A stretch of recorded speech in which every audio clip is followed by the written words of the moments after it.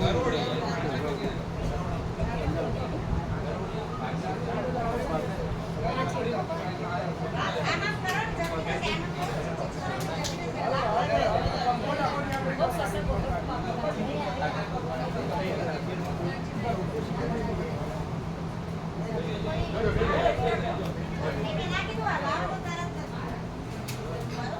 भी उतना ज़्यादा नहीं है।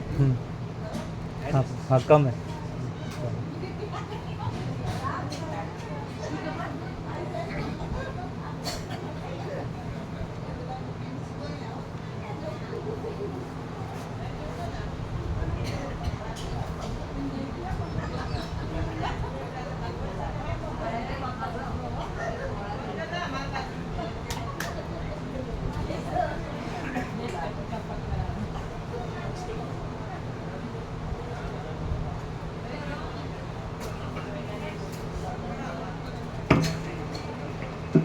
ओम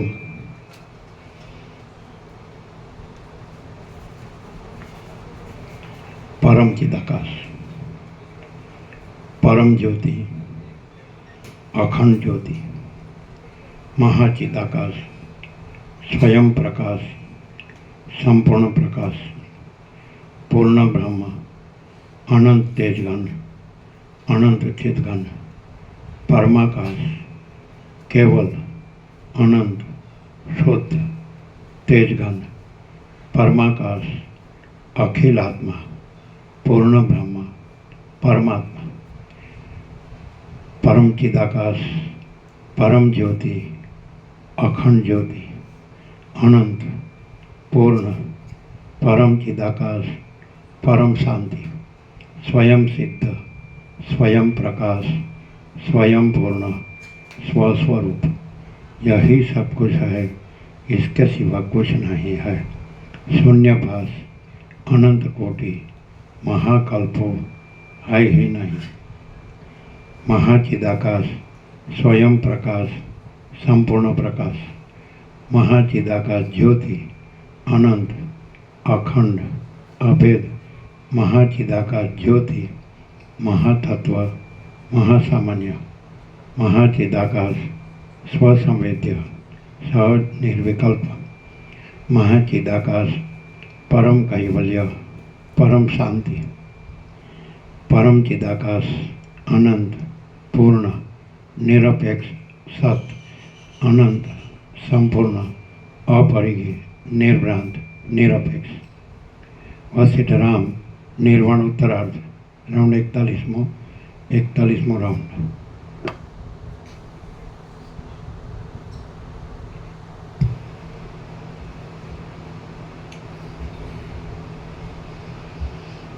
आद्य परब्रह्म सद्गुरु देव की जय। ओम श्री परमात्मने नमः। सद्ग्रंथों में शिरोमणि श्री योगवासिष्ठ महारामायण निर्वाण प्रकरण उत्तरार्ध सर्ग 101मो। आ 101मा सर्ग में तत्वज्ञ पुरुषो सर्वत्र एक चिन्मय तत्व ने देखे छे, तेनु तथा तेओने भयना कारणों उत्पन्न नहीं थवाथी तेओनी अभय स्थिति विशेનું વર્ણન કરવામાં આવશે। आ 101मा सर्गમાં તત્વજ્ઞ પુરુષો સર્વત્ર એક ચિન્મય તત્વને દેખે છે, તેનું તથા તેઓને ભયના કારણો જ ઉત્પન્ન નહીં થવાથી તેઓની અભય સ્થિતિ વિશેનું વર્ણન કરવામાં આવશે। તત્વજ્ઞ પુરુષોની અભય સ્થિતિ। વશિષ્ઠ બોલ્યા, પુરુષ પોતે ચિન્માત્ર છે, ચિદ્રૂપ તત્વ જ વિવર્ત રૂપે આવા અનેક આકારે થઈ રહેલ છે। તો પછી વશિષ્ઠ બોલ્યા, પુરુષ પોતે ચિન્માત્ર છે, ચિદ્રૂપ તત્વ જ વિવર્ત રૂપે આવા અનેક આકારે થઈ રહેલ છે, તો પછી ચિન્માત્ર સિવાય બીજું શું ઘટી શકે એમ છે? એ ચિન્માત્ર તત્વ નિર્મળ આકાશરૂપ છે અને દ્રષ્ટા તથા દ્રશ્ય એ બંને તેનો એક વિવર્ત છે। આમ જગત ચિન્માત્ર છે તો તેમાં હેય ત્યાગ બુદ્ધિ કે ઉપાદેય સ્વીકાર બુદ્ધિ ક્યાંથી હોય? જે લોકો બૃહસ્પતિએ રચેલા બુદ્ધ શાસ્ત્રને અનુસરનારા વિજ્ઞાનવાદીઓ છે તેમના મતમાં ક્ષણિક વિજ્ઞાનથી જુદું જગત છે જ નહીં, તો તો પછી તેમના મત પ્રમાણે પણ રાગ દ્વેષનો કશો વિષય જ ન હોવાથી તેમનો પ્રસંગ જ ક્યાંથી આવે? પરંતુ તેમને ચિદાત્મા વિના બીજું શું સારરૂપ ભાસતું હશે કે તેઓ તેને નિત્ય નહીં માનતા હોય? હે પ્રિય રામચંદ્રજી, જગતરૂપી સ્વપ્ન ચિદાકાશનું જ એક વિવર છે, તો તમે જ કહો કે તેની અંદર ઇષ્ટ અનિષ્ટ બુદ્ધિ કે રાગદ્વેષ આદિ દોષો કેવા રૂપે રહી શકે? ચિદાકાશ પોતાના સ્વરૂપની અંદર જ અમુક હોય છે, અમુક હેય છે અને અમુક ઉપાદેય છે એવી કલ્પના કરી લે છે. પણ ખરું જોતા તેના નિર્મળ સ્વરૂપમાં એ સર્વ નિર્મળ ચિદાકાશ રૂપ જ છે. પણ ખરું જોતા તેના નિર્મળ સ્વરૂપમાં એ સર્વ નિર્મળ ચિદાકાશ રૂપ જ છે એમ છે, તો પછી તેમાં ઇષ્ટ અનિષ્ટ આદિ દ્રષ્ટિ વળી કેવી હોય? મનુષ્ય, દેવતા અને નાગ વગેરે ચિદ્રૂપ છે. સ્થાવર અને જંગમ એ બંને પણ ચિદ્રૂપ છે. વળી સમુદ્રમાં થતા તરંગો તથા ચકરીઓની પેઠે ભાવ અભાવ વગેરે સર્વ પણ એ ચિદાકાશનો જ વિલાસ છે. હું ચિદાકાશ રૂપ છું, તમે ચિદાકાશ રૂપ છો અને મનુષ્યો પણ ચિદાકાશ રૂપ છે. આપણે કોઈ દિવસ મરતા નથી, કેમ કે ચિદાકાશ ક્યારે મરેલ છે? હે વિશાળ નેત્રવાળા રામચંદ્રજી, ચિદાકાશ પોતે સાક્ષી ચૈતન્ય રૂપ કહેવાય છે. તેનાથી જુદું દ્રશ્ય જ નથી, તો પછી તે પોતે ચિદ્રૂપ હોવાથી વિવર્ત ભાવથી દ્રશ્યરૂપ થઈ રહેલ છે. માટે દ્વિત્વ એકત્વ પણ ક્યાં રહ્યા છે? જો એમ છે તો પછી ચિદાકાશ વિના બીજી નિત્ય હોય એવી કઈ વસ્તુ છે? આ તમે જ મને કહો. જો તે મરી જતું હોય તો પછી આજે આપણે જે સર્વ બેઠા છીએ તે ક્યાંથી હોઈએ? બૌદ્ધ આદિ અને ચાર્વાકાદિ વાદીઓ ચિદાકાશને છોડી દઈ બીજા રૂપ હોય તો તમે કહો. એ ચિદાકાશને કેટલાક બ્રહ્મ કહે છે, કેટલાક જ્ઞાનરૂપ કહે છે અને કેટલાક શૂન્ય કહે છે. કેટલાક એને મદિરામાંથી પેદા થતી મદ શક્તિના જેવું કૃત્રિમ કહે છે. કેટલાક એને પુરુષ રૂપ કહે છે, કેટલાક એને ચિદાકાશ રૂપ કહે છે, કેટલાક એને શિવ રૂપ કહે છે અને કેટલાક એને આત્મા રૂપ કહે છે. એવી રીતે ચિન્માત્ર પરમ તત્વને જુદા જુદા નામોથી કહેવામાં આવે તો પણ તે કોઈ દિવસ બીજું થઈ જતું નથી, કેમ કે સર્વમાં ચિદરૂપે રહેલ તે તત્વ પોતે જ સર્વ વિકલ્પનું સાક્ષી રૂપ છે. તેથી તે પોતાના આત્માને એવા પ્રકારે સમજે છે, બાકી બીજું કશું તેનાથી જુદું નથી. મારા અવયવો ભલે ચૂરેચૂરા થઈ જાઓ કે તે મેરુની જેવા વૃદ્ધિને પ્રાપ્ત થાઓ, પરંતુ મારી ચિદ્રૂપની તેથી શી ક્ષતિ કે શી વૃદ્ધિ થશે? જો કે આપણા પિતામહ વગેરે વડવાઓ મરી ગયા છે, પણ ચિદ્રૂપ તત્વ મરેલ નથી. જો કદાચિત તે ચેતન તત્વ મરી ગયેલ હોય તો આપણામાં રહેલ ચેતન તત્વ, ચૈતન્ય તત્વ અને તેમનામાં રહેલ ચૈતન્ય તત્વ એક જ છે. તેથી આપણું ચૈતન્ય પણ મરણ પામ્યાથી આપણો જન્મ થવો સંભવતો નથી. ચિદાકાશ અક્ષય છે અને તેનો જન્મ કે નાશ થતો નથી. ચિદાકાશ અક્ષય છે અને તેનો જન્મ કે નાશ થતો નથી. આકાશનો નાશ શું થાય? આકાશનો નાશ શું થાય અને શી રીતે થાય એ તમે જ કહો. ચિદાકાશ અવિનાશી છે અને તે પોતાના એક વિવર્ત રૂપે આ જગતના આકારે પ્રતીતિમાં આવે છે. શું થાય નહીં? આકાશનો નાશ શું થાય? શું થાય એમ નહીં, આકાશનો નાશ શું થાય એમ આવે. આકાશનો નાશ શું થાય એટલે કે ન થાય, પણ આકાશનો નાશ શું થાય એમ ન વંચાય. અક્ષર એના હોય પણ જેવું વાંચો એ પ્રમાણે અર્થ નીકળે. આકાશનો નાશ શું થાય એટલે કે ન થાય. આકાશનો નાશ શું થાય એવું ન વંચાય. આકાશનો નાશ શું થાય પ્રશ્નાર્થ એટલે ન થાય.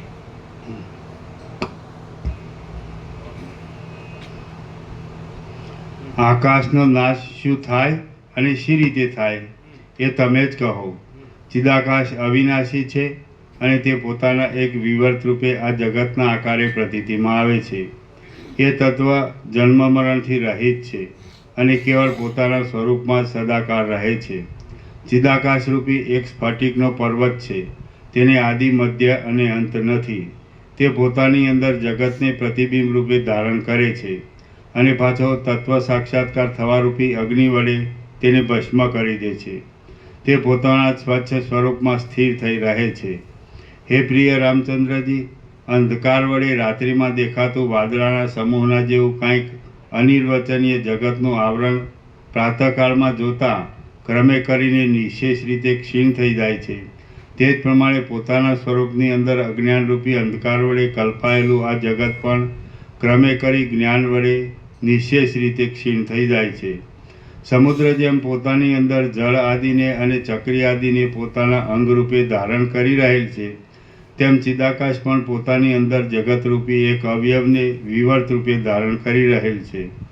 પુરુષ પોતે ચિદરૂપ જ છે અને તે આકાશની પેઠે કોઈ દિવસ નાશ પામતો નથી. તો પછી હું નાશ પામું છું એવો શોક કરવો વ્યર્થ છે. એક દેહમાંથી બીજા દેહની પ્રાપ્તિ થવાથી ઉલટો નવો મહોત્સવ પ્રાપ્ત થાય છે. તો હે મૂળ પુરુષો, મરણરૂપી એક હર્ષદ સ્થાનમાંથી તમે શા માટે ખેદ પામો છો? જો કદાચિત તમને એવો જ ભ્રમ હોય કે મરી ગયા પછી પાછો પુનર્જન્મ થતો નથી, તો પણ મરણમાં એક મોટો પુરુષાર્થ રહ્યો છે એમ સમજવું. કેમ કે મરણ થવાથી ભાવ, અભાવ, લેવું દેવું વગેરે સંબંધી, જન્મ અને જરા, મરણ, ભય, શોક, આધિવ્યાધિ સંબંધી જ્વર શાંત થઈ જાય છે. એવી રીતે જન્મ મરણ હોય તો પણ તેમાં સુખ દુઃખ માનવાનો કશો જ અવકાશ નથી. વસ્તુતઃ એ જોતાં મરણ પણ નથી, જન્મ પણ નથી અને તેને લીધે જ સુખ દુઃખ પણ નથી. કેમ કે મિથ્યા હોવાથી આ કશું છે જ નહીં. ચિદાકાશ જ આ સર્વના આકારે વિવર્ત રૂપે થઈ રહેલ છે. મરી ગયા પછી જો પાછો બીજા દેહનો લાભ થતો હોય તો એક નવો જ ઉત્સવ પ્રાપ્ત થાય છે. કેમ કે મરણ એ એક જરા, રોગ આદિથી ઝડપાયેલા કારાગૃહ જેવા પૂર્વ દેહનો જ નાશ છે. તો એ તો પરમ સુખરૂપ છે. મરણમાં દેહ, જીવ વગેરે સર્વનો અત્યંત નાશ થઈ જાય છે. પુનર્જન્મ નથી એમ માનવામાં આવતું હોય તો પણ સંસારરૂપી એક મહારોગનો ક્ષય થાય છે એમ સંતોષ માનવાનો છે. મરણ થયા પછી પુનર્જન્મ થતાં ફરીવાર બીજા દેહનો લાભ થતો હોય તો પણ એક નવો જ ઉત્સવ સાંપડે છે.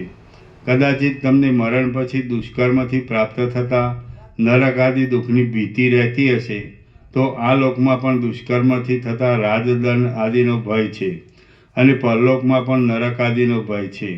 એટલે એ ભીતિ સમાન છે. આથી બંને લોક સુધારવાને તમારે કદી પણ દુષ્કર્મ કરવા નહીં. હું મરી જઈશ, મરી જઈશ, મરી જઈશ એમ તમે ભયથી પોકાર કરો છો, પરંતુ હું પાછો પુનર્જન્મ હોવાથી થઈશ અને થઈશ એવો વિચાર કરતા નથી. આ સર્વ ચિદાકાશ રૂપ જ છે અને તે ચિદાકાશ પોતાના શુદ્ધ સ્વરૂપમાં જગત આદિના આકારે વિવર્ત રૂપે થઈ રહેલ છે. તો તેમાં જન્મ મરણ ક્યાં રહ્યા અને શ્રીમંતાઈ કે ગરીબાઈ પણ ક્યાં રહી? તમે કેવળ ચિદાકાશ રૂપ થઈને રહો અને ખાનપાનાદી પ્રારબ્ધ પ્રાપ્ત કાર્ય સુખથી કરતા રહો. તમે મમતાથી રહિત થઈ જાઓ. તમે આકાશના જેવા નિર્મળ અને નિર્વિકાર છો, તો તમારામાં ઈચ્છાનો ઉદય જ ક્યાંથી થાય? પોતાના સ્વાભાવિક પ્રવાહના બળે થયેલા પ્રયત્ન વડે પ્રાપ્ત થયેલા તથા દેશકાળના બળથી આવી મળેલા અતિ પવિત્ર એવા શબ્દાદિ વિષયોને વિવેકી પુરુષો નિર્ભય રહીને સુખથી ભોગવે છે.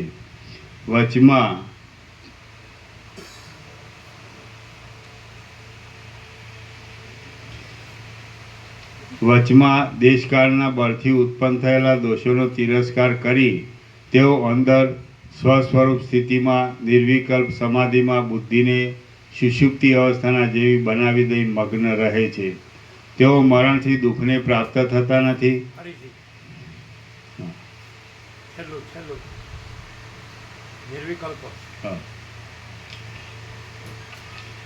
વચમાં દેશકાળના બળથી ઉત્પન્ન થયેલા દોષોનો તિરસ્કાર કરી તેઓ અંદર સ્વરૂપ પરિસ્થિતિમાં સ્વસ્વરૂપ સ્થિતિમાં નિર્વિકલ્પ સમાધિમાં બુદ્ધિને સુષુપ્તિ અવસ્થાના જેવી બનાવી દઈ મગ્ન રહે છે.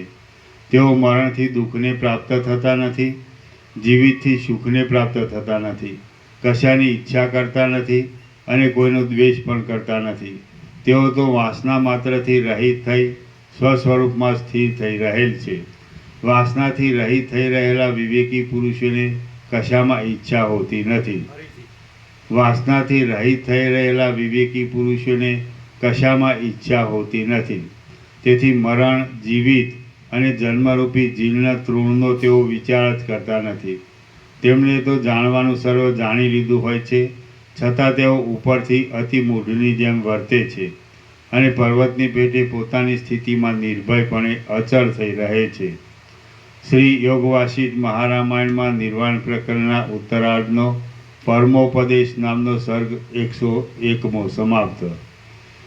સર્ગ 102મો.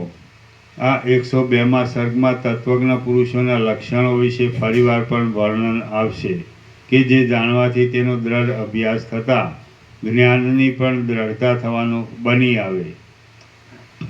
તત્વજ્ઞ પુરુષોના લક્ષણો. રામ બોલ્યા, હે મહારાજ, અનાદિ અને અનંત એવી પરબ્રહ્મરૂપ વાસ્તવ વસ્તુનું સ્વરૂપ ઓળખ્યા પછી એ પુરુષોત્તમ તત્વજ્ઞ કેવા લક્ષણવાળો થઈ જાય છે તે આપ કહો. વશિષ્ઠ બોલ્યા, જેણે જાણવાનું જાણી લીધેલું છે એવો એ ઉત્તમ પુરુષ કેવા લક્ષણવાળો થઈ જાય છે, તેનો કેવો સ્વભાવ હોય છે તથા જીવતા સુધી કેવા આચારથી રહે છે તે સર્વ હું તમને કહું છું, તે તમે સાંભળો. તત્વજ્ઞ પુરુષ વનમાં રહ્યો હોય તો પણ તેને મૃગોના બચ્ચા સ્વજનરૂપ થઈ જાય છે. પાષાણો પણ તેના મિત્રરૂપ થઈ જાય છે અને વનવૃક્ષો તેના બંધુરૂપ બની જાય છે. વસ્તી વડે ખીચોખીચ ભરેલું સ્થાન પણ તેને શૂન્ય જ લાગે છે. વિપત્તિઓ પણ તેને અત્યંત સંપત્તિરૂપ દેખાય છે અને તે પોતે મહારાજ્ય ઉપર રાજા રૂપે થઈ રહ્યો હોય છતાં જે દુઃખ આવી પડે તે તેને મહોત્સવ જેવા લાગે છે. સમાધિ વિનાની સ્થિતિ પણ તેને સમાધિ જેવી જ ભાસે છે. મોટું દુઃખ પણ તેને સુખરૂપ જ દેખાય છે. લોકદ્રષ્ટિ વડે દેખાતો તેનો વ્યવહાર પણ ઉત્તમ મૌન રૂપ હોય છે અને તે કર્મ કરતા છતાં કશું પણ કરતો નથી. તે જાગતા છતાં નિર્વિકલ્પ આત્મામાં સ્થિતિ રાખી રહેવાથી સુષુપ્તિ અવસ્થાવાળાના જેવો હોય છે. જીવતા છતાં શરીર વગરના આત્મામાં સ્થિતિ હોવાથી મુવા જેવો તે થઈ રહે છે. જોકે તે બધો આચાર કરતો હોય છે તો પણ તે સંબંધી અભિમાન ન હોવાથી તે કશું પણ કરતો નથી. એ મહાશય પુરુષ પોતે રસિક જણાતા છતાં વિષયોમાં વૈરાગ્યને લીધે અત્યંત વિરસ હોય છે. તે દયાના પાત્રરૂપ બીજી વસ્તુ જ દેખાવાથી અથવા કશામાં પોતાપણાની બુદ્ધિ જ ન હોવાથી દયા રહિત છતાં તે દયાના પાત્રરૂપ બીજી વસ્તુ જ દેખાવાથી અથવા કશામાં પોતાપણાની બુદ્ધિ જ ન હોવાથી દયા રહિત છતાં બંધુઓમાં મમતાવાળો દેખાય છે અને તે અંદરથી તૃષ્ણા રહિત છતાં બીજાઓનું હિત કરવામાં તૃષ્ણાવાળો જોવામાં આવે છે. તેનો આચાર સર્વ પ્રશંસા કરે એવો હોય છે, પરંતુ અંદર કશો અધ્યાસ ન હોવાથી તે સર્વ આચારથી રહિત જ હોય છે. પોતે શોક, ભય અને આયાસથી સાવ રહિત હોય છે, છતાં બીજાઓનું દુઃખ દેખી જાણે પોતે શોક હોય તેવો જણાય છે. તેનાથી કોઈ પણ પ્રાણીને ઉદ્વેગ થતો નથી, તેમે પોતે પણ કોઈનાથી ઉદ્વેગ પામતો નથી. રસિક છતાં તે સંસારમાં પરમ ઉદ્વેગને, ભયને પ્રાપ્ત થઈ જાય છે. જે કાંઈ દૈવ યોગ વડે પ્રાપ્ત થાય છે તેની તે પ્રશંસા કરતો નથી, તેમ જે પ્રાપ્ત ન થયેલ હોય તેને તે ઈચ્છતો પણ નથી. હર્ષ, શોક ઉત્પન્ન થવાનું કારણ આવી પડે અને તે અનુભવમાં આવતું હોય તથાપિ તે હર્ષ શોકને વશ થઈ જતો નથી. દુઃખિત પુરુષની પાસે તે દુખિયાની વાતો કરે છે અને સુખી પુરુષની સાથે સુખિયાની વાતો કરે છે. પોતે તો સર્વ અવસ્થાઓમાં હૃદયમાં સુખ દુઃખને અધીન ન થઈ જતા શાંત થઈ રહે છે.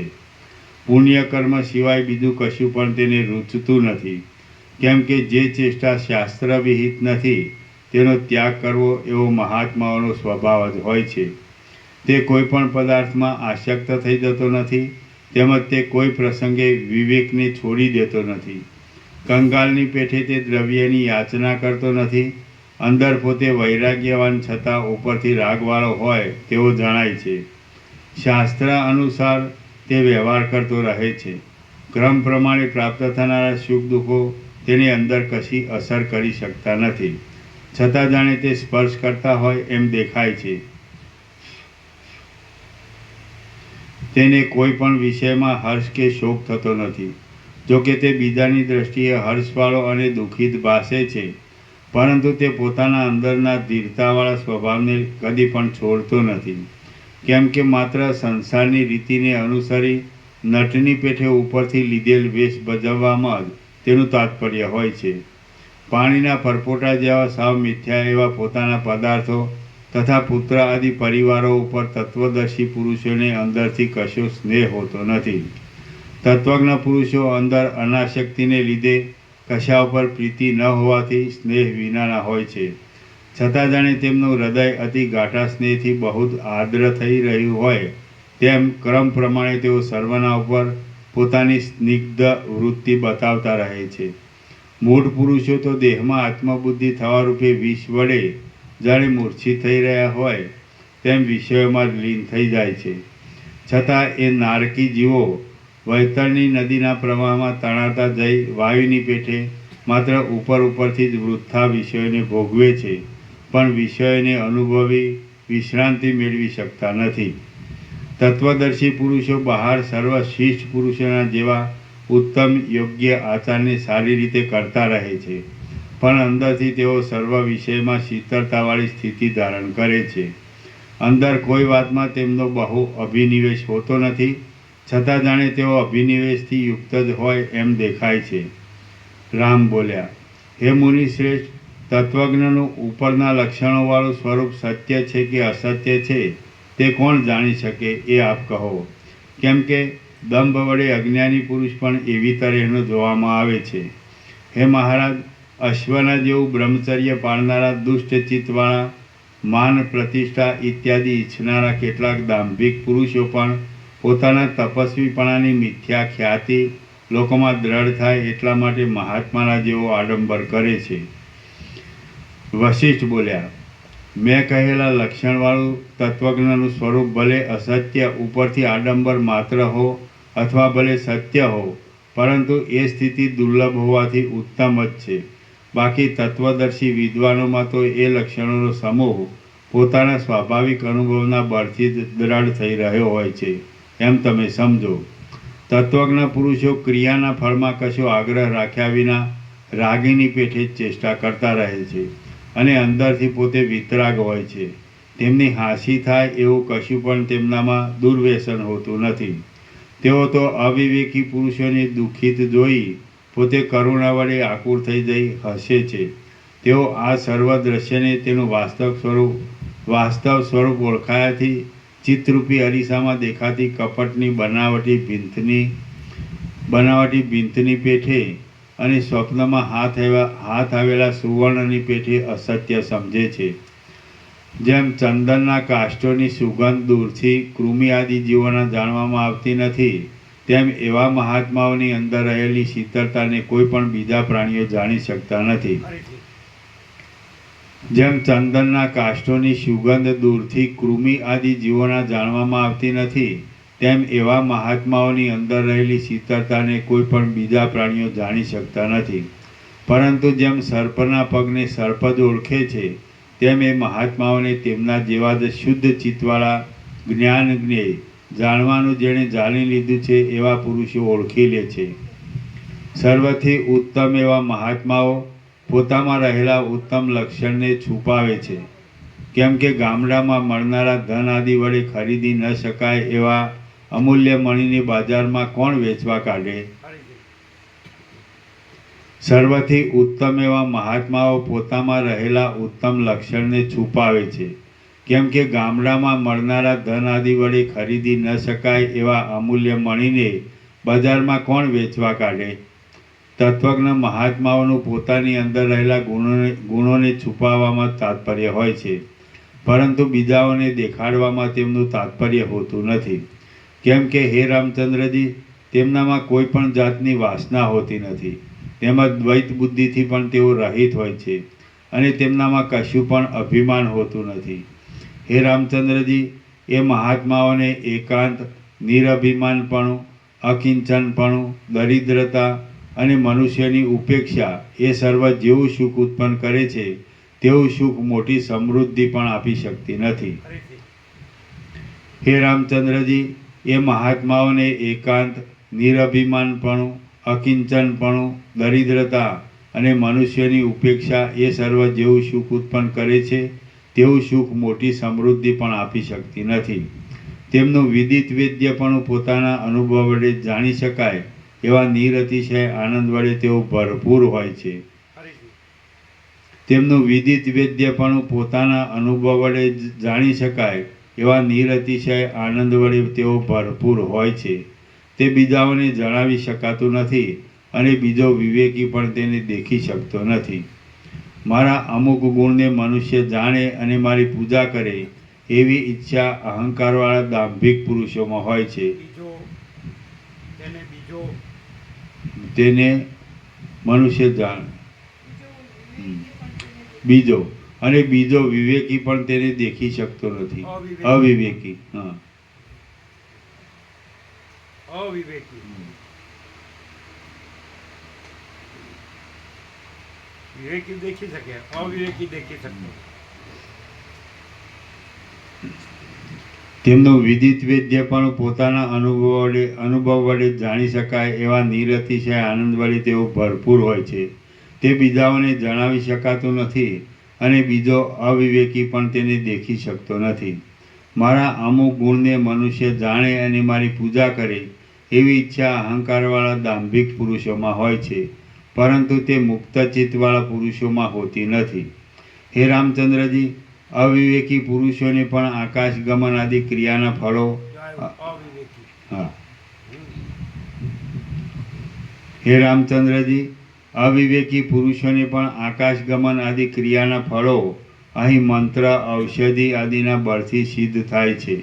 વિવેકી હો કે અવિવેકી હો, જ્ઞાનવાન કે મૂઢ હો, પરંતુ જે પુરુષ જેવો કલેશ સહન કરવાની સમર્થ હોય તેવું કલેશ ભોગના પ્રમાણમાં ફળ તે અવશ્ય પામે છે. જેમ ચંદનની અંદર સુગંધ રહેલી છે તેમ સર્વના હૃદયની અંદર પોતાના વિહિત નિષિદ્ધ કર્મોનું ફળ અપૂર્વ રૂપે રહ્યું હોય છે. તે કર્મ કરનાર પુરુષને કાળે કરીને આવિર્ભાવ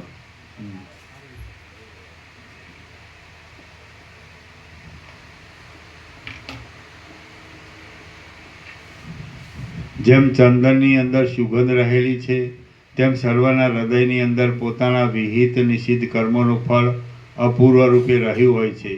તે કર્મ કરનાર પુરુષને કાળે કરીને આવિર્ભાવને પ્રાપ્ત થતા અનુભવમાં આવે છે.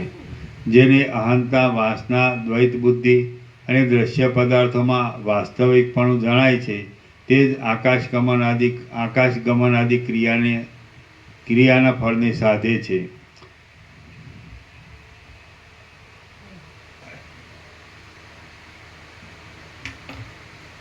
જેને અહંતા, વાસના, દ્વૈત બુદ્ધિ અને દ્રશ્ય પદાર્થોમાં વાસ્તવિકપણું જણાય છે તે જ આકાશ ગમન આદિ ક્રિયાના ફળને સાધે છે.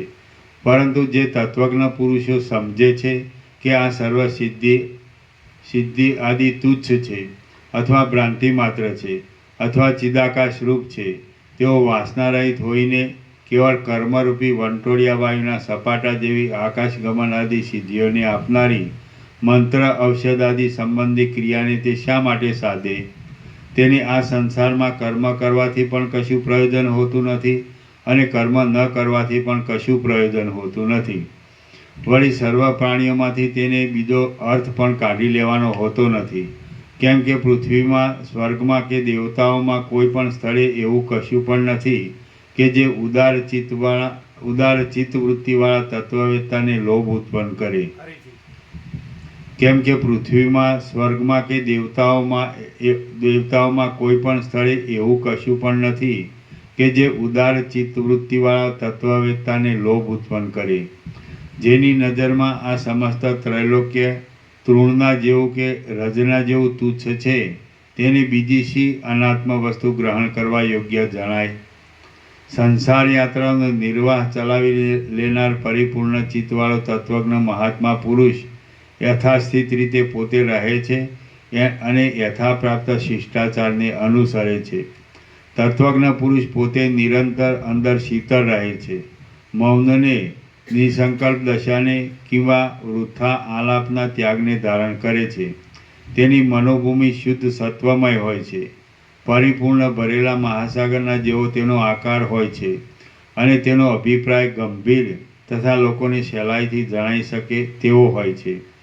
રસાયણના ચારે બાજુથી પરિપૂર્ણ રીતે ભરેલા દરાની પેઠે તે પોતાના આત્મામાં આનંદને ધારણ કરે છે અને શુદ્ધ પૂર્ણચંદ્રની પેઠે બીજાઓને પણ તે આનંદ ઉપજાવે છે. પંડિતોની બુદ્ધિઓ જેવો આનંદ આપે છે, પંડિતોની બુદ્ધિઓ જેવો આનંદ આપે છે તેવો આનંદ મંદાર વૃક્ષની મંજરીઓની નિકુંજો વડે પીળી થઈ ગયેલી દેવભૂમિઓ પણ આપી શકતી નથી. સારગ્રાહી વિવેકી પુરુષ ગ્રીષ્મ ઋતુ સંબંધી સૂર્યના જેવા પ્રકાશ કરનારા પદાર્થોમાં ચંદ્રબિંબ પાસેથી શીતળતારૂપી સારનું ગ્રહણ કરે છે. સુગંધને ભોગવનારા પદાર્થોમાં વસંત ઋતુ પાસેથી નિર્લેપ રહેવારૂપી સારનું ગ્રહણ કરે છે અને સૌભાગ્યને ભોગવનારા પદાર્થોમાં મહાત્માઓના નિર્વિકાર રહેનારા ચિત્તો પાસેથી નિષ્પૃહ રહેવારૂપી સારનું ગ્રહણ કરે છે. આ જગત ભ્રાંતિ માત્ર છે, ઇન્દ્રજાળ જેવું છે અને મિથ્યા છે એવો નિશ્ચય કરી વિવેકી પુરુષ પ્રતિદિન વાસનાઓને મૂકતા જાય છે. તત્વજ્ઞ પુરુષ શીત, ઉષ્ણ આદિ દુઃખો પોતાના દેહમાં રહ્યા હોય તો પણ જાણે કોઈ બીજાના દેહમાં રહેલ હોય તેમ તેનો અનાદર કરે છે. વૈરાગ્યવાન વિવેકી પુરુષ કરુણા વડે ઉદાર એવી પોતાની વૃત્તિ વડે સર્વસ્વ આપી દઈને પણ આર્ત પુરુષને પાલન કરવાનું પરમ વ્રત ધારણ કરે છે. પુષ્પફળ આદિને ધારણ કરવાવાળી લતાની પેઠે પરોપકાર કરવામાં પરાયણ એવી પોતાની વૃત્તિથી તે એક જળ માત્રથી પણ સંતોષ માની લઈ પોતાની ઉત્તમ સ્થિતિમાં જ રહે છે. તે પોતે સર્વ લોકોની પેઠે જ યથાપ્રાપ્ત વ્યવહારને કરતા છતાં ચરાચર પ્રાણીઓના કરતાં ઉત્તમ સ્થિતિમાં રહ્યો હોય છે. જેમ પર્વત ઉપર ચડેલો મનુષ્ય નીચે જમીન ઉપર રહેલા મનુષ્યોને દેખે છે, તેમ શોક નહીં કરવા યોગ્ય એવો તત્વજ્ઞ પુરુષ પ્રજ્ઞારૂપી મહેલ ઉપર ચડી જઈ બીજા શોક કરતા પ્રાકૃત પ્રાણીઓને તટસ્થપણે દેખે છે. સંસાર સાગર એક ભ્રમ માત્ર છે અને તેની અંદર ઘણા લાંબા કાળ સુધી ક્ષુધા, પીપાસા, જરા, મૃત્યુ તથા શોકમોહરૂપી 6 ઉર્મિઓના ઝપાટાથી વિક્ષેપ આવે છે. આમ છતાં નિર્વિકાર મનવાળો તત્વજ્ઞ પુરુષ તેની પેલે પાર પહોંચી જાય છે અને ચરમ વિશ્રાંતિ પામે છે. તે પોતાની શાંત વૃત્તિ વડે જગત સંબંધી પોતાની પ્રથમની ગતિને હસે છે અને સંસારરૂપી ભ્રાંતિને ખૂબ ગાઢી રીતે ધારણ કરી રહેલા મનુષ્યોના સમૂહને પણ તે પોતે અંદર જાણે હસતો હોય એવો થઈ રહે છે. જંગલમાં ભૂલો પડવાથી ગોથા ખાનારા આંધળા વટે માર્ગોની પેઠે અંધ પરંપરાથી ચાલી આવતી આ સંસાર સંબંધી દ્રષ્ટિઓ સાવ મિથ્યા છે, છતાં તે મને મોહ ઉત્પન્ન કરે છે એમ જાણીને તે પોતાને વિશે વિસ્મય પામે છે. વિવેકને લીધે તે પોતે જગત સંબંધી ચેષ્ટાઓને હસે છે, છતાં પણ પોતાને અષ્ટવિધ ઐશ્વર્ય પ્રાપ્ત થાય તો તેને જોઈને પણ તે મને આ બધું અપ્રિય હોવાથી તૃણ જેવું છે એમ સમજે છે અને શાંતપણાને લીધે જરા પણ અહંકાર લાવતો નથી. ક્યાંક તે પર્વતની ગુફારૂપી ઘરમાં રહે છે, ક્યાંક તે પુણ્યાશ્રમનો આશ્રય કરે છે, ક્યાંક તે ગૃહસ્થાશ્રમમાં રહ્યો હોય છે અને ક્યાંક તે બહુ વક્તાપણે પ્રસિદ્ધ હોય છે. ક્યાંક તે ભિક્ષાવ્રતમાં રહી પોતાનો આચાર પાળે છે, ક્યાંક તે એકાંતમાં તપસ્વી થઈ રહે છે, ક્યાંક તે મૌન વ્રત ધારણ કરે છે અને ક્યાંક તે ધ્યાનપરાયણ જોવામાં આવે છે. ક્યાંક તે વિદ્વાન રૂપે પ્રખ્યાત હોય છે, ક્યાંક તે શ્રુતિ અને સ્મૃતિનો શ્રોતા બની જાય છે, ક્યાંક તે રાજા રૂપે તો ક્યાંક દ્વિજ રૂપે જોવામાં આવે છે અને ક્યાંક તે અજ્ઞાનીના જેવો થઈ રહે છે. ક્યાંક તે ગુટિકા, અંજન, ખડગ આદિ વડે સિદ્ધ બની જઈ આકાશમાં વિચરે છે, ક્યાંક તે શિલ્પકળા વડે પોતાની આજીવિકા ચલાવે છે અને ક્યાંક તેણે પામરનું રૂપ ધારણ કર્યું હોય છે. ક્યાંક તે આચરણથી રહિત જોવામાં આવે છે, ક્યાંક તે મહાક્ષોત્રિય રૂપે જોવામાં આવે છે, ક્યાંક ઉન્મત્તના જેવી તેની ચેષ્ટા દેખાય છે અને ક્યાંક તે સંન્યાસી રૂપે જોવામાં આવે છે. પુરુષ કાંઈ શરીર આદિરૂપ નથી, તેમ ચિત્ત આદિરૂપ પણ નથી. પુરુષ પોતે ચેતનરૂપ છે અને તે કોઈ દિવસ નાશને પ્રાપ્ત થતો નથી.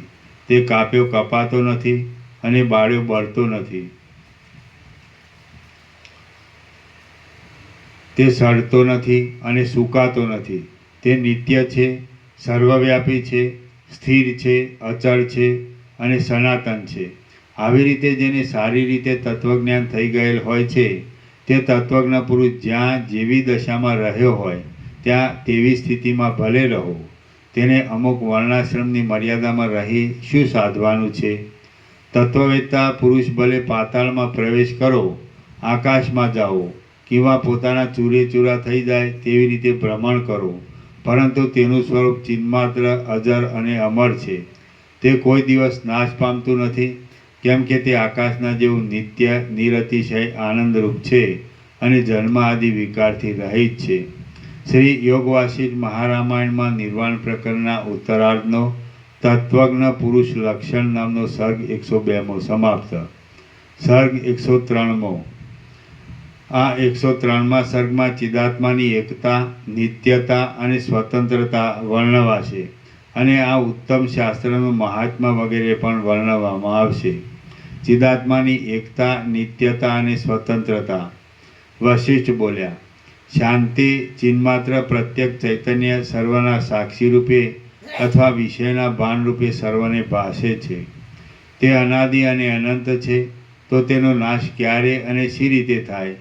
પુરુષ ચૈતન્ય માત્ર જ છે, તે કોઈ દિવસ નાશ પામતો નથી. જો ચિન્માત્ર તત્વનો નાશ થતો હોત તો પછી ફરીવાર પાછી આ સૃષ્ટિ કેમ અને શી રીતે થાય?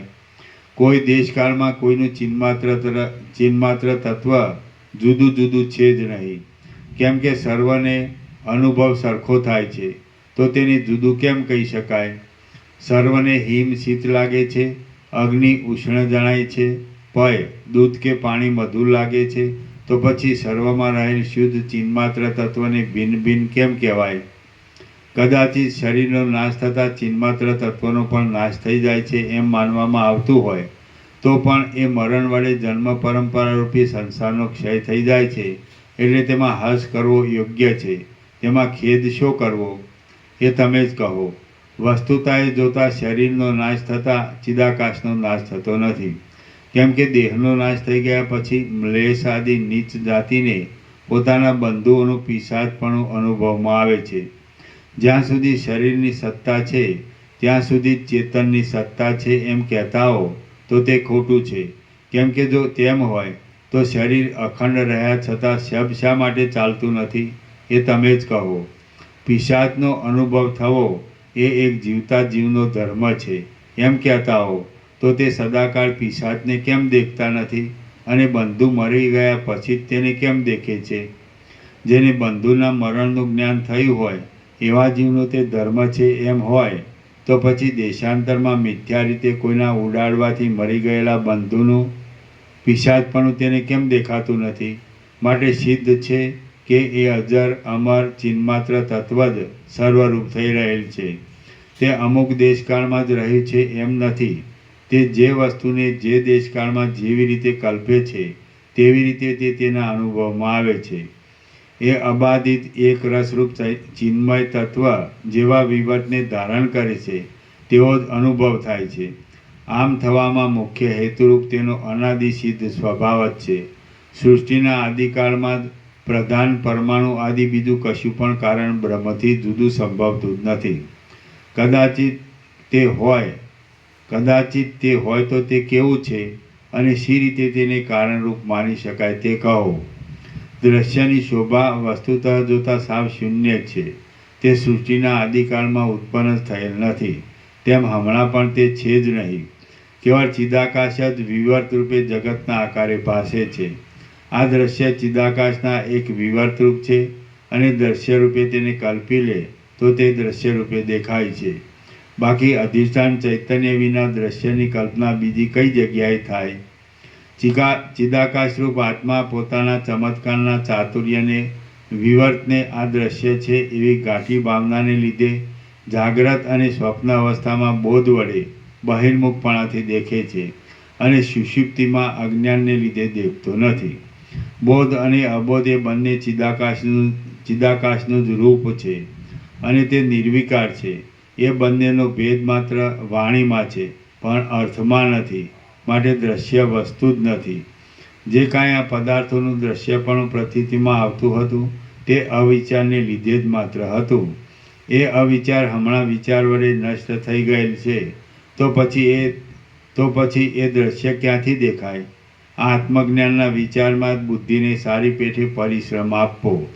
જો યત્ન વડે તેનો અભ્યાસ કરવામાં આવે તો તે બંને લોકમાં સિદ્ધિ આપનાર છે. હે મહાશય રામચંદ્રજી, તમને અવિદ્યાની નિવૃત્તિ થઈ છે, છતાં અભ્યાસ વિના તે સિદ્ધને જીવન મુક્તિ સંબંધી સ્થિતિને આપતી નથી. તે સિદ્ધિને જીવન મુક્તિ સંબંધી સ્થિતિને આપતી નથી. સમ દમ આદિ સાધનો વડે સંપન્ન થયેલા પુરુષે ઉદ્વેગનો ત્યાગ કરવો અને પ્રતિ દિવસ અવકાશ મેળવી ક્ષણ માત્ર ગુરુ શુશ્રૂષા આદિ નિયમનું ગ્રહણ કરી આ લોક અને પરલોક એ બંનેમાં હિત કરનાર તથા પથ્યની પેઠે પરિણામે સુખ આપનાર આ શાસ્ત્રનો વિચાર કરવો. તમને અનેક અસંભાવના આદિ દોષ ઉત્પન્ન થયા છે. તેથી ભેગા થઈ અભ્યાસ કર્યા વિના આ આત્મજ્ઞાન સંબંધી શાસ્ત્રમાં જાણવામાં આવી ગયા છતાં વિસ્મરણ થઈ જતાં અજ્ઞાત જેવું થઈ જશે. જે મનુષ્ય જે પદાર્થને ઈચ્છે છે તે મેળવવા માટે તે જો યત્ન કરે છે અને વચમાં થાકી જઈ પાછો હટતો નથી તો તે તેને અવશ્ય મેળવે છે. માટે બીજા અસત્શાસ્ત્રના વિચારથી નિવૃત્તિ પામો અને આ સત્શાસ્ત્રનો વિચાર કરો. જેમ રણમાંથી જયલક્ષ્મી પ્રાપ્ત થાય છે તેમ સત્શાસ્ત્રથી તમે શાંતિને પ્રાપ્ત થશો. આ મનરૂપી નદી વિવેક તરફ અને અવિવેક તરફ એમ બંને તરફ વહે છે. જે તરફ યત્નથી તેનો પ્રવાહ ચાલુ રાખવામાં આવે છે તે તરફ જ તે વહેતી રહે છે. આ શાસ્ત્રના વિના શ્રેય અત્યંત પ્રશસ્ત વિવેકનું સાધન થયું પણ નથી અને હવે પછી થવાનું પણ નથી. માટે પરમ બોધ થવા સારું આ શાસ્ત્રનો જ વિચાર કરો. આ શાસ્ત્રનો વિચાર કર્યા પછી પોતાની મેળે તરત પરમ બોધનો અનુભવ થાય છે અને તે સાર માર્ગના શ્રમને હરે છે અને તે સંસાર માર્ગને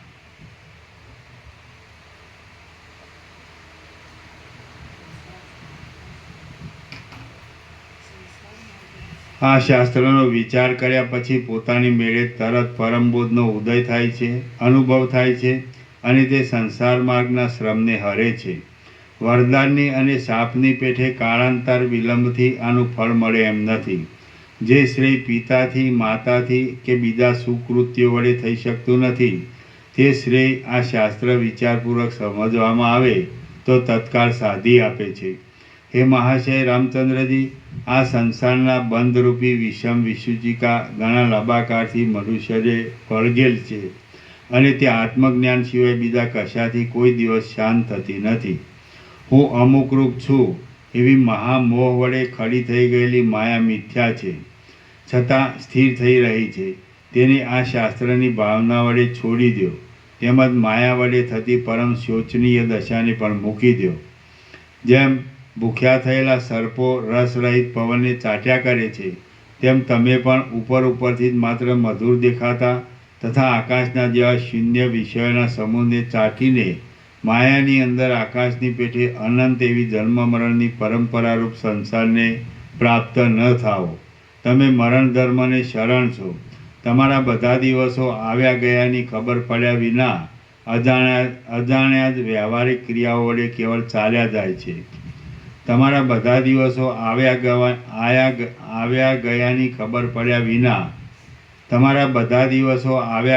ખબર પડ્યા વિના અજાણ્યા જ વ્યવહારિક ક્રિયાઓ વડે કેવળ ચાલ્યા જાય છે. એ મહાદુઃખની વાત છે. તમે અનેક જાતના ભય વડે વ્યાપ્ત છો. જ્યાં સુધી મરણરૂપી આયુષ્યનો અવધિ આવી ન પહોંચે ત્યાં સુધીમાં તમારે કેટલાક દિવસોની અંદર સત્શાસ્ત્રનું અવલંબન કરી લેવું જોઈએ. એ ખરેખર આશ્વાસનરૂપ છે. મરણ આવતા તમે કષ્ટકારક પરિતાપ પામશો કે તેમાં પ્રત્યેક અવયવનો વિચ્છેદ પણ તમારે ઠંડા ચંદનના લેપની પેઠે અવશ્ય ભોગવવો પડશે. મૂર્ખ અવિવેકી પુરુષો યુદ્ધ આદિમાં પ્રાણ આપીને પણ ધનને અને જયના અભિમાનને વેચાતા લે છે. પરંતુ શાસ્ત્ર અનુસાર વિવેક, વૈરાગ્ય, શ્રવણ આદિ ઉપાયો વડે પ્રાપ્ત થનારી તત્વબુદ્ધિ વડે અજર અમર એવા મોક્ષપદને કેમ વેચાતું નથી લેતા? જે વિવેકી પુરુષ વગર યત્ને કેવળ પોતાના તત્વજ્ઞાનથી જ ચિદાકાશની અંદર પોતાનું સ્થાન કરે છે તે સર્વથી ઉત્કૃષ્ટ છે. જે વિવેકી પુરુષ વગર યત્ને કેવળ પોતાના તત્વજ્ઞાનથી જ ચિદાકાશની અંદર પોતાનું સ્થાન કરે છે તે સર્વથી ઉત્કૃષ્ટ છે. તેથી તે પોતાના મસ્તક ઉપર અજ્ઞાનરૂપી શત્રુ પગ મૂકવા દેતો નથી. પર શત્રુને પગ મૂકવા દેતો નથી. તેથી તે પોતાના મસ્તક ઉપર અજ્ઞાનરૂપી શત્રુને પગ મૂકવા અજ્ઞાનરૂપી શત્રુને પગ મૂકવા દેતો નથી. એમાં પ્રશ્નાર્થ શબ્દ પ્રશ્નાર્થ ન હોય. હા, શા માટે સહન કરીને? હા, તો એમ લેવાય. હા, એટલે ન સહન કરે. હા, અજ્ઞાનરૂપી શત્રુને પગ મૂકવાનું સહન ન કરે. તેથી તે પોતાના મસ્તક ઉપર અજ્ઞાનરૂપી શત્રુ પગ મૂકે તેને શા માટે સહન કરે? અરે મનુષ્યો, તમે માન અને મોહથી રહિત એવા દ્રઢ વિવેકને પ્રાપ્ત થઈ તત્વને ઓળખી લઈ મોક્ષ ગતિને પ્રાપ્ત થાઓ, પણ અધમ એવી સારની ગતિને, સંસારની ગતિને પ્રાપ્ત ન થાઓ.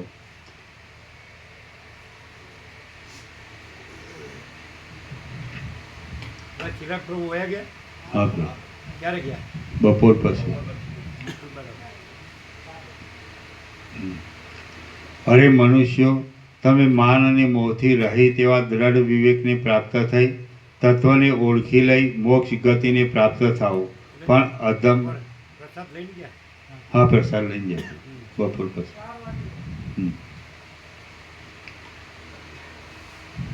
પણ અધમ એવી સંસારની ગતિને પ્રાપ્ત ન થાઓ. જો પોતાના આત્મ સ્વરૂપનો યથાર્થ બોધ થાય તો તે જન્મ મરણ આદિ મોટી મોટી આપત્તિઓને પણ મૂળમાંથી ઉખેડી કાઢે છે. હું અહર્નિશ તમારે માટે પ્રલાપ કર્યા કરું છું.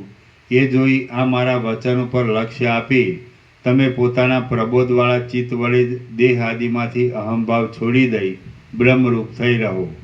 જે મનુષ્ય આજે જ મરણરૂપી આપત્તિની ચિકિત્સા નથી કરી લેતો, જે મનુષ્ય આજે જ મરણરૂપી આપત્તિની ચિકિત્સા કરી લેતો નથી, તે મૂઢ માનવી મરણ આવી પહોંચ્યા પછી આતુર બની જઈ શું કરી શકશે? આ ગ્રંથ વિના બીજો કોઈ ગ્રંથ પોતાના આત્મ સ્વરૂપને ઓળખાવે એવો નથી. જેમ તેલની ઈચ્છાવાળા પુરુષ તલને ખરીદે છે, તેમ વિવેકી પુરુષને આ ગ્રંથ પોતાનું કાર્ય સાધી આપનાર હોવાથી તે તેને ગ્રહણ કરવા યોગ્ય છે. આ શાસ્ત્ર દીવાની પેઠે આત્મજ્ઞાનનો પ્રકાશ કરે છે, પિતાની પેઠે તત્કાળ બોધ આપે છે અને કાંતાની પેઠે સારી રીતે રમાડે છે. જે આત્મારૂપી જ્ઞાન વિદ્યમાન છતાં બીજા અનેક શાસ્ત્રોના સમૂહથી નથી જણાતું, તે દુર્બોધ આત્મ સ્વરૂપ મધુરતાથી આ શાસ્ત્ર વડે લોકો જાણી શકશે. એમાં કશો સંશય નથી. શાસ્ત્રદર્શીમાં જે આખ્યાનો મુખ્ય છે તે સર્વમાં આ યોગ વાસિષ્ઠનું આખ્યાન ઉત્તમ છે. તે સુખથી અનાયાસે બોધ આપનારું છે, હૃદયને રૂચે એવું છે અને આની અંદર અનાદિસિદ્ધ તત્વવેતાઓના સંપ્રદાયના સિદ્ધાંત વિના બીજું નવું કપોળ કલ્પિત કશું પણ નથી. નાના પ્રકારના આખ્યાનો અને કથાઓથી વિચિત્ર એવા આ શાસ્ત્રને જો કોઈ અધિકારી પુરુષ વિનોદથી પણ વિચારે તો તે પરમ આત્મજ્ઞાનને પ્રાપ્ત થાય છે, એમાં કશો સંશય નથી. જેવો બોધ કોઈનાથી ખંડિત ન થયેલા પંડિતોને આજ પર્યંત મળ્યો નથી, તેવો બોધ જેમ સોનાની ખાણના સંબંધની રેતીના ઢગલામાંથી સુવર્ણ મળી આવે તેમ આ શાસ્ત્રમાંથી મળી આવે છે. કોઈ દિવસ કોઈ પણ શાસ્ત્રકર્તા ઉપર મોહ પામી જઈ તેમાં મગ્ન થઈ રહેવાનું નથી, પરંતુ જો તેના શાસ્ત્રનો અર્થ યુક્તિ વડે યુક્ત હોય અને અનુભવમાં બંધ બેસતો આવતો હોય તો જ તેમાં મોહ પામી જઈ મગ્ન થઈ રહેવાનું છે. ઉત્તમ શાસ્ત્રના અર્થનું અપમાન કરનારા અવિચારી આત્મહત્યાળા પુરુષો સાથે વિવેકી પુરુષે કોઈ દિવસે અજ્ઞાનથી, મચ્છરથી કે મોહથી મૈત્રી કરવી નહીં. હે રામચંદ્રજી, આ શ્રોતાઓનો સમૂહ તમે અને હું જેવા અધિકારી છીએ. તમારી સર્વની બુદ્ધિ પણ શ્રવણ, ધારણા, અભ્યાસ વગેરેમાં જેવી નિપુણ છે અને હું પોતે પણ જેવો છું એ સર્વ હું યથાર્થ રીતે જાણું છું. તમારા સર્વના ભાગ્યોદયથી ઉદ્ભૂત થયેલી કરુણા વડે હું તમને ઉપદેશ આપવા પ્રવૃત્ત થયો છું, કેમ કે મારો સ્વભાવ જ એવો દયાદ્ર છે. હું નર નથી, ગંધર્વ નથી, દેવ નથી કે કોઈ રાક્ષસ નથી, પણ તમારો પોતાનો શુદ્ધ થયેલો ચિદાત્મા જ તમારા પુણ્ય યોગથી શુદ્ધ આત્મતત્વનો તમને બોધ કરવા અહીં મારા આકારે આવેલ છે. તમે સર્વ પણ મારા ચિદાત્મારૂપ છો અને એ ચિદાત્મા અત્યંત નિર્મળ તથા નિર્વિકાર છે. હું પણ તમારા પુણ્યોથી ઉપદેશક થઈ રહ્યો છું, પણ વસ્તુતઃ હું બીજા કશારૂપ નથી, તેમ તમારા આત્માથી જુદો પણ નથી. જ્યાં સુધી રાત્રિના જેવા મહાઘોર, ભયંકર અને અંધકારમય એવા મરણના દિવસો આવી પહોંચ્યા નથી, ત્યાં સુધીમાં સર્વ વસ્તુઓમાં વૈરાગ્ય રાખવારૂપી સારને ગ્રહણ કરી લ્યો. જે પુરુષ અહીં જ નરકરૂપી વ્યાધિની ચિકિત્સા નથી કરતો તે પોતે પાછળથી નરકની પીડા પામીને ઔષધ વગરના સ્થાનમાં ગયા પછી શું કરી શકશે? જ્યાં સુધી સર્વ પદાર્થોમાં વૈરાગ્ય થયેલ નથી ત્યાં સુધી પદાર્થોની વાસના ઓછી થતી નથી. હે મહાબુદ્ધિમાન રામચંદ્રજી, આત્માનો સંસાર સાગરમાંથી સંપૂર્ણ રીતે ઉદ્ધાર કરવા માટે વાસનાને ઓછી કર્યા વિના બીજો કશો પણ ઉપાય કોઈ જગ્યાએ છે જ નહીં. જો કદાચિત પદાર્થો સત્યપણે રહ્યા હોય તો હજી અમુક વસ્તુ આવશ્યક છે અને ઉપયોગી છે એવી ભાવના થાય, પરંતુ એ પદાર્થો સસલાના શિંગડા આદિની પેઠે છે જ નહીં. જગતના સર્વ પદાર્થો અવિચાર વડે જોવામાં આવે તો તે મનોહર દેખાય છે, પરંતુ વિચાર કરે તો તેમનું અસ્તિત્વ જ ન જણાતા તેઓ ક્યાંય જતા રહે છે. પ્રામાણિક વિચારો કર્યા છતાં જે જગતના પદાર્થો વિદ્યમાન જણાતા નથી તેઓ સદાકાળ શી રીતે છે અને તેમનું કેવું સ્વરૂપ છે? સૃષ્ટિના આદિકાળમાં જ કારણના અત્યંત અભાવને લીધે સર્વ જગતના પદાર્થો ઉત્પન્ન થયેલા નથી, અને જે કાંઈ દ્રશ્યરૂપે પ્રતીતિમાં આવે છે તે બ્રહ્મ જ તેવા રૂપે વિવર્ત ભાવથી ભાસે છે. સર્વ ઇન્દ્રિયો વડે અગમ્ય એવા પરબ્રહ્મની અંદર મન અને ઇન્દ્રિયો વડે પ્રતીતિમાં આવતા પદાર્થોનું કશું પણ કારણ છે જ નહીં, કેમ કે મન ઇન્દ્રિયો તેમાં કારણરૂપ જણાય છે અને પરબ્રહ્મ તેમના વિષય જ નથી. જુદા જુદા નામરૂપે પ્રતીતિમાં આવતા પદાર્થોનું નામરૂપથી રહિત બ્રહ્મ કેમ કારણ હોય? તત્વ વસ્તુમાં અવસ્તુપણું ક્યાંથી હોય અને શૂન્યની અંદર અશૂન્યપણું પણ કેમ સંભવે? જેમ વડ પોતે સાકાર છે તો તેનું બીજ પણ સાકાર જ છે, તેમ સાકાર જગતનું બ્રહ્મ જ કારણ હોય તો તે પણ સાકાર હોવું જોઈએ. તે વિના શી રીતે તેમાંથી તે ઉત્પન્ન થાય? જેમાં કાંઈ પણ આકૃતિવાળું બીજ જરા પણ પ્રતીતિમાં આવતું નથી તે બ્રહ્મમાંથી આ આકૃતિવાળું જગત ઉત્પન્ન થાય છે એ એક આશ્ચર્યની વાત છે. એ પરમપદની અંદર કાર્યકારણ ભાવ આદિ કશું પણ નથી. વાચાળતાથી તેમાં જે કાંઈ કલ્પના કરવી તે એક મૂર્ખતા છે. સહકારી કારણનો અભાવ હોય તો કારણમાંથી કાર્યની ઉત્પત્તિ થાય નહીં. આ વાત બાળકને પણ અનુભવમાં આવે એવી છે. સહકારી કારણનો અભાવ હોય તો કારણમાંથી કાર્યની ઉત્પત્તિ થાય નહીં. આ વાત બાળકને પણ અનુભવમાં આવે એવી છે. પૃથ્વી આદિની વારંવાર પ્રતીતિ થવી એ જ તેના કારણરૂપ છે. આથી તે કાંઈ વાસ્તવ વસ્તુ નથી. છાયા એ શી વસ્તુ છે એ તમે કહો.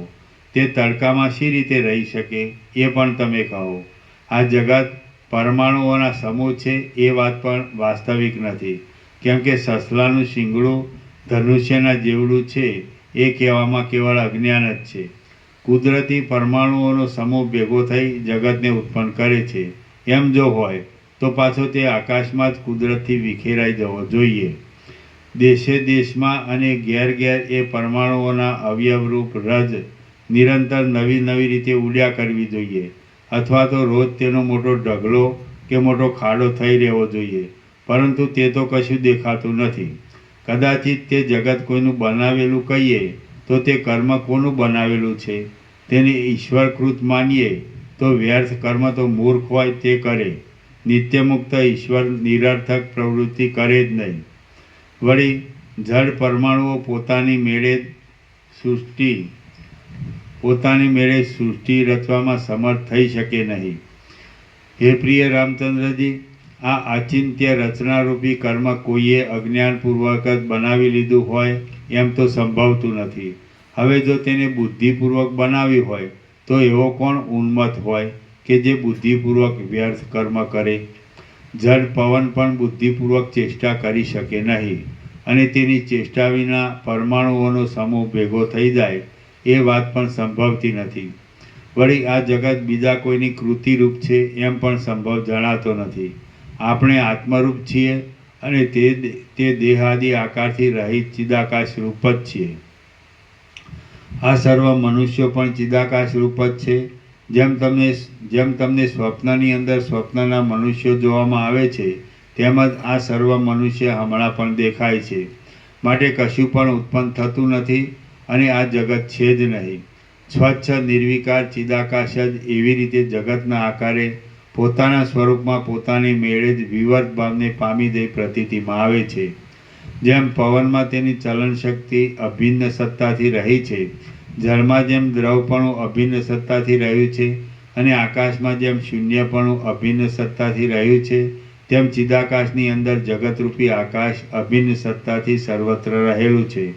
ઘણે છેટેથી એક પ્રદેશથી પળવારમાં ચક્ષુ આદિ ઇન્દ્રિય દ્વારા બીજા પ્રદેશમાં આવી પહોંચાય છે.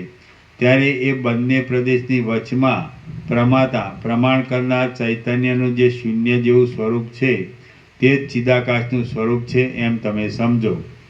એ ચિદાકાશ જ સર્વ પદાર્થોનું વાસ્તવ સ્વરૂપ છે, અને સર્વ પદાર્થો તેનો જ એક વિવર્ત હોવાથી ચિદાકાશ રૂપ છે. આથી જગત ચિદાકાશ રૂપ છે એમ કહી શકાય છે. એ ચિદાકાશના સ્વરૂપનું વિવર્ત રૂપે થઈ રહેવું તે જ જગત રૂપ થઈ રહેલું છે, અને તે ચિદાકાશના મૂળ સ્વરૂપથી ભિન્ન નથી. આમ જગત અને ચિદાકાશ એ બંનેમાં કશી ભિન્નતા નથી, પરંતુ પવન અને ચલન શક્તિની પેઠે એ બંનેનું રૂપ એક જ છે. ચક્ષુ આદિ ઇન્દ્રિય દ્વારા એક પ્રદેશમાંથી બીજા પ્રદેશમાં પહોંચાય છે, ત્યારે વચમાં જે ચિદાત્માનું નિર્વિશેષ સ્વરૂપ છે તે જ મુખ્ય અનુભવમાં આવે એવું છે, બીજું નથી, એમ વિવેકીઓનું સમજવું છે. હે પ્રિય રામચંદ્ર, સર્વ પ્રાણીઓનું એ જ મૂળ સ્વરૂપ છે, અને પંડિત પુરુષો તેમાં સ્થિર થઈ રહે છે. શંકર આદિ દેવતાઓ તેના નિરંતર ધ્યાનમાંથી ચલિત થતા નથી. આકાશ જેમ અરીસામાં આભાસ રૂપે દેખાય છે, તેમાં જગત પણ ચિદાકાશનો એક આભાસ છે, અને ચિદાકાશ જ એવા આકારે વિવર્ત રૂપે ભાસે છે. બાકી જગતનું મૂળ વાસ્તવિક સ્વરૂપ જોઈએ તો તે આકાશથી રહિત અવિનાશી પરબ્રહ્મ છે એમ તત્વવેત્તાઓ સમજે છે. કોઈ ઠેકાણે કશું ઉત્પન્ન થતું નથી, ઉત્પન્ન થઈ કશું નાશ પામતું નથી, અને હવે પછી થવાનું પણ નથી. પરંતુ જેમ આકાશથી શૂન્યપણું જુદું નથી, તેમાં જગત ચિદાકાશથી જુદું નથી. જગત છે નહીં, હતું પણ નહીં, તેમ હવે પછી થશે પણ નહીં. શાંત ચિદાકાશ જ પોતાના પરમ સ્વરૂપની અંદર વિવર્ત ભાવથી આ જગત રૂપે ભાસે છે. સ્વપ્નની અંદર જેમ ચિદાત્મા નગરના આકારે પ્રતીતિમાં આવે છે, તેમાં જાગ્રત અવસ્થારૂપી સ્વપ્નમાં પણ તે પોતે જ આ જગત આદિના આકારે પ્રતીતિમાં આવે છે. સૃષ્ટિના આદિકાળમાં પૃથ્વી આદિ પદાર્થો જ હતા નહીં, તો પછી પૃથ્વી આદિના વિકાસરૂપ દેહ ક્યાંથી જ હોય? આથી સિદ્ધ થાય છે કે પ્રતીતિમાં આવતું આ શરીર પૃથ્વી આદિ પદાર્થો જ હતા નહીં. તેમાં જાગ્રત અવસ્થારૂપી સ્વપ્નમાં પણ તે પોતે જ આ જગત આદિના આકારે પ્રતીતિમાં આવે છે, સૃષ્ટિના આદિકાળમાં પૃથ્વી આદિ પદાર્થો જ હતા નહીં, તો પછી પૃથ્વી આદિના વિકાસરૂપ દેહ ક્યાંથી જ હોય? વિકાસ નહીં, વિકાર. વિકાર. વિકાર. અમારી પાસે ચોપડી નથી, શું કરીએ?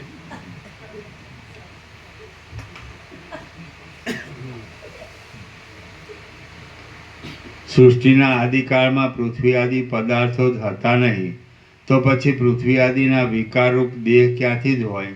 આથી સિદ્ધ થાય છે કે પ્રતીતિમાં આવતું આ શરીર આકાશરૂપી ચિદાત્માનું એક સ્વપ્ન છે. મહાચિદાકાશનું સ્વયંભૂ વિરાટ નામનું શરીર પ્રથમ સ્વપ્નરૂપ છે. આપણે સર્વ એ સ્વયંભૂના શરીરમાંથી ઉત્પન્ન થયા છીએ. તે તો એ સ્વપ્નમાંથી ઉત્પન્ન થતા બીજા અનેક સ્વપ્નાંતરો જેવા છીએ.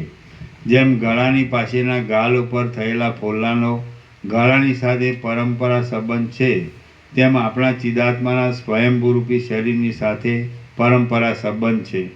આથી આપણું મન પરમ પ્રયત્ન વડે પણ તે તરફ તરત વળી જતું નથી. બ્રહ્મ પોતે જ અસત્ય જીવરૂપ થઈ રહેલ છે, છતાં સત્યની પેઠે અનુભવમાં આવે છે. જ્યારથી એ બ્રહ્મ જીવરૂપ થઈ રહેલ છે, ત્યારથી આ મિથ્યા જગત પણ સ્થિર થઈ રહેલું છે. સ્વપ્ન સૃષ્ટિની પેઠે જ બ્રહ્માથી માંડી તે સ્તંભ પર્યંત જગત મિથ્યા રૂપે ઉત્પન્ન થાય છે, અને સ્વપ્ન સૃષ્ટિની પેઠે જ પાછું મિથ્યા રીતે તે તરત નાશને પ્રાપ્ત થઈ જાય છે.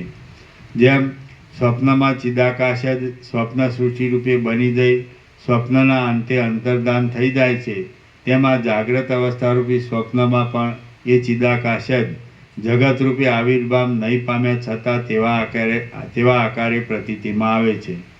જેમ સ્વપ્નની અંદર પોતાનો ચિદાત્મા નગર આદિના રૂપે થઈ રહેલો દેખાય છે, અનુભવમાં આવતા છતાં મિથ્યા છે, અને મિથ્યા છતાં સત્ય ભાસે છે, તેમાં જગત જોડે અનુભવમાં આવે છે તો પણ તે મિથ્યા છે, અને મિથ્યા છતાં સત્ય જેવું થઈ રહ્યું છે. ચિદાત્મા જેમ જગત જોડે અનુભવમાં આવે છે. જોકે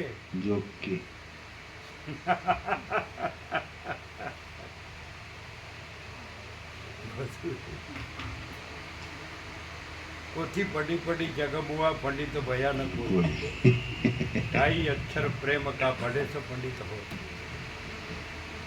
જેમ સ્વપ્નની અંદર પોતાનો ચિદાત્મા નગર આદિના રૂપે થઈ રહેલો દેખાય છે, અનુભવમાં આવતા છતાં મિથ્યા છે, અને મિથ્યા છતાં સત્ય ભાસે છે, તેમાં જગત જો કે અનુભવમાં આવે છે તો જોકે તેમાં જગત જો કે અનુભવમાં આવે છે તો પણ તે મિથ્યા છે, અને મિથ્યા છતાં સત્ય જેવું થઈ રહ્યું છે. ચિદાત્મા જેમ નિરાકાર છતાં સ્વપ્નમાં જાણે નગરી આદિ રૂપે સાકાર બની ગયો હોય એમ જણાય છે, તેમ ચિદાકાશ પોતે નિરાકાર છતાં જાણે જગતરૂપે સાકાર થઈ રહેલું હોય તેમ થઈ રહ્યું છે. એ ચિદાકાશ જેમ મેરુ કરતાં પણ ઝીણું હોય છે, તેમ તે આકાશ કરતાં પણ અતિ સૂક્ષ્મ છે. આમ તેનું અતિ સૂક્ષ્મપણું બતાવવાથી તેમાં અતિ સૂક્ષ્મતા રૂપે ગુણ આવે છે એમ સમજવાનું નથી. આમ તેનું અતિ સૂક્ષ્મપણું બતાવવાથી તેમાં અતિ સૂક્ષ્મતા રૂપી એક ગુણ આવે છે એમ સમજવાનું નથી. કેમ કે નિર્ગુણ બ્રહ્મમાં કોઈ પણ ધર્મની સ્થિતિ ક્યાંથી સંભવે? અહીં બ્રહ્મની આકાશથી પણ અતિ સૂક્ષ્મતા બતાવવાનો હેતુ એવો છે કે તેની અંદર કારણના અભાવને લીધે જગતનો આકાર સંભવતો નથી. જે નગર આદિનો આકાર પ્રથમ સૃષ્ટિના આદિકાળમાં છે જ નહીં, તે પછી જગતમાંથી ક્યાંથી ઉત્પન્ન થાય? જે નગર સ્વપ્નમાં પ્રતીતિમાં આવે છે, તે જ નગર અમારા સિદ્ધાંત પ્રમાણે જાગ્રત અવસ્થામાં ચિદાકાશની અંદર નજરે આવે છે, અને તે કેવળ આભાસ માત્ર છે. જેમ શૂન્યપણાનો અને આકાશનો કશો ભેદ નથી, તેમ સ્વપ્નમાં દેખાતા પર્વતનો અને ચિદાકાશનો કશો ભેદ નથી. જે ચિદાકાશ છે તે સ્વપ્નનગર છે. જેમ પવનની ચલન શક્તિ એ પવનરૂપ છે, અને ચલન તથા સ્થિરતા એ બંનેમાં પવન એકરૂપ જ છે, તથા તે આકાશથી પણ અભિન્ન છે, તેમ જગત અને ચિદાકાશ એ બંનેમાં કશો ભેદ નથી. ચિદાકાશ જ આ જગતના આકારે વિવર્ત રૂપે પ્રતીતિમાં આવે છે. આ સર્વ પાયા વગરનું શૂન્ય છે, અને ચિદાકાશરૂપી સૂર્યનો આભાસ માત્ર છે.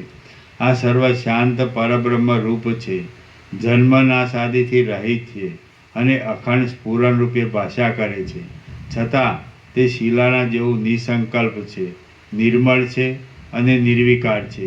માટે તમે જ કહો કે પદાર્થો ક્યાંથી થયા, તેની સ્થિતિ શી રીતે થઈ, પદાર્થોની ભાવના ક્યાં કરવી, દ્વિત્વ એકત્વ આદિ પણ ક્યાં રહ્યું, તેમ હું પણ ક્યાં રહ્યો અને પદાર્થો પણ ક્યાં રહ્યા અને તેની ભાવના પણ ક્યાં રહી.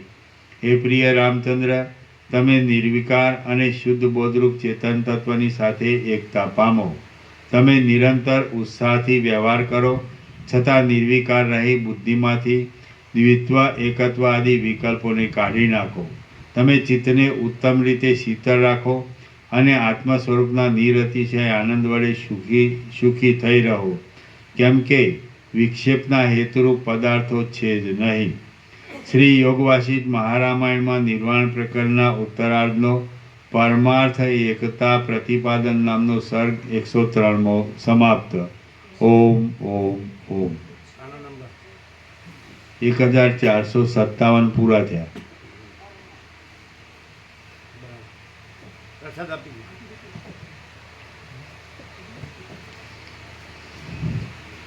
એક સર્ગ નંબર 103 પૂરો થયો. 103.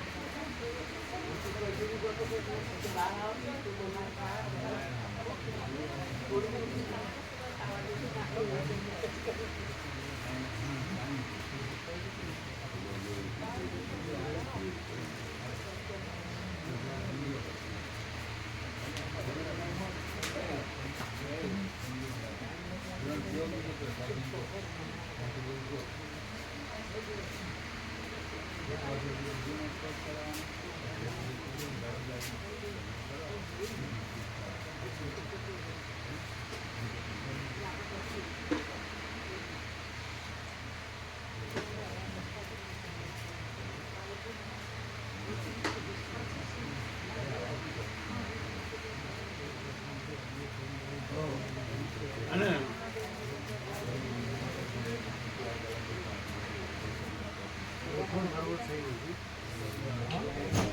શું થાય છે 2 ફૂટ જેટલું ઊંચું રહે અમે તો 5.5 ફૂટ જ ભાષા આવે એનો કાંઈ આઈડિયા નથી પણ એકદમ લેવલ ના થાય બધું લાંબુ જેલો વાળેલું થાય શું કરવું એમ અમુક જ રખાય લઈ જ દેવું પડે નહીં એવું કરીએ ને કાલે એવું કરી દઈએ અત્યારે તો તમારો પ્રસાદ સવાલ પ્રસાદ લઈને ના પ્રસાદ લઈને કેમ મોડું થાય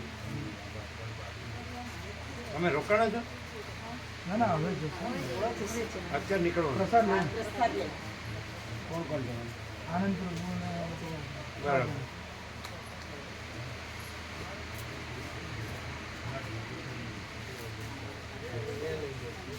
પ્રસાદ લઈને જઈએ ખ્યાલ આવે ને હા આમ 2 ફૂટ રહેશે 5.5 ફૂટ જ 7 ફૂટ જ અને અમે જ્યાં તમે વિશ્રામ કરો ને ત્યાં ખાડો પડી ગયો પડખું ફેરવામાં તકલીફ પડે એટલે બધું લઈ લઈએ અમુક જ રહે સંકેલી લઈએ ને દામજ ડામચી દામજ છે પણ ડામચીઓ સરખો રહેતો હોય દામજ એનો કબાટ અલગ હોય ને એમાં વિશ્રામ ના ખબર નહીં, કરવાનો અમે તો પલંગ ઉપર હતો બાળપણમાં તો એટલે દાદા સરખા હોય ને એ સરખાવે એટલે આનંદભાઈ વધારે છે લંબાઈ વધારે તો તમે વારી એટલે વાડી એટલી જાડું થાય ને એટલે જાડું થાય. તો પેલું ગાદલા સરખા હોય ને પાતળું ખસી જાય. પલંગમાં સરખા હોય કબાટમાં નહીં પેલા કબાટ નહોતા કબાટ હતા બીજું બધું મૂકવા માટે કપડાં ને બધું. અને પલંગ ઉપર ગામચીનો પલંગ ઉપર ગાદલા એક સરખા હોય અને આ તો શું લંબાઈ હોય એટલે આપણે વાળીએ એટલે જાડું થાય અને પેલા ગાદલા હોય ને આ તો ઓઢવાનું બી નથી. બધું પોચું ને એવું હોય ને. ઉતાવળ નહીં કરતા પણ હા પ્રસાદ પ્રસાદમાં અને શાંતિથી પ્રસાદ ફૂલ લઈને એટલે પેલું ગરમ વાળું છે ને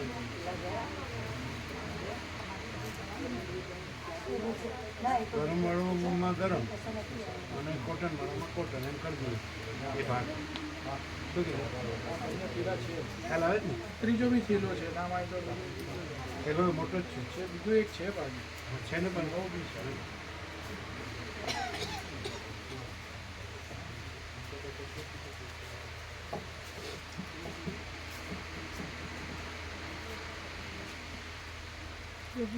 સવારે સવાર છે માં અંકલેશ્વર વાળા છે ને એની સાથે ટ્રેન રાતની છે સવારે હા તો ક્યાં મૂકી દેશો એમને વસ્ત્ર એટલે ત્યાં મારે રાતની ટ્રેન છે તમારે કેટલાની ટ્રેન છે રાતે 9 વાગ્યાની છે ઓહો તો પણ તમે પછી- ક્યારે જવાના તો પણ સવારે પછી જઈને સાસુ આખો દિવસ સાસુમાં ને બેન અમદાવાદ રહી છે ને એમને એમને જવું છે તો એને ત્યાં રહી ત્યાંથી નીકળી જશે રાતે મણિનગર ત્યાંથી પછી વ્યા હા. સાંજે સાંજે વયા જશે બરાબર એટલે છે ને અમદાવાદમાં છે સગા સગા છે બરાબર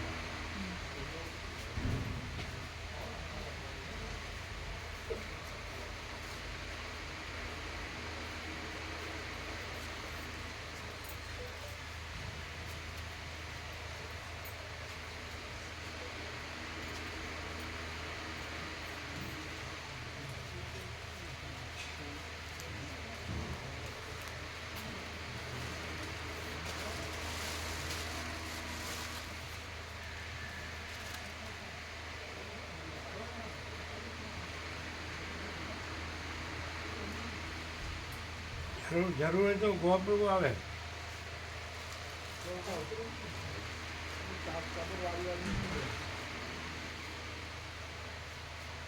આવશે સાથે આવજો શાંતિથી પ્રસાદ લઈને બરાબર એટલે સાથે જ આવો